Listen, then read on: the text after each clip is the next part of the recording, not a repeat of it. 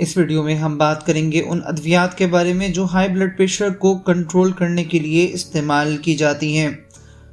Blood pressure کی ادویات کا استعمال انحصار کرتا ہے نمبر 1 آپ کی عمر پہ اور نمبر 2 آپ کے بلڈ پریشر کی ویلیو پہ۔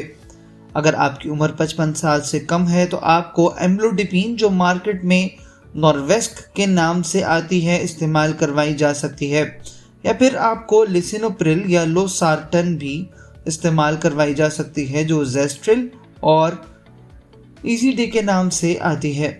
اگر آپ کی عمر 55 سال سے زائد ہے تو ٹینورمن سب سے پہلے آپ کو دی جا سکتی ہے۔ اس کے علاوہ وہ مریض جن کو جسم میں سوجن بھی ہے انہیں لیسکس کا استعمال کروایا جا سکتا ہے۔ اگر بلڈ پریشر زیادہ ہے تو ان ادویات کے کمبینیشنز بھی مارکیٹ میں اویلیبل ہیں جو مریض کو دیے جا سکتے ہیں۔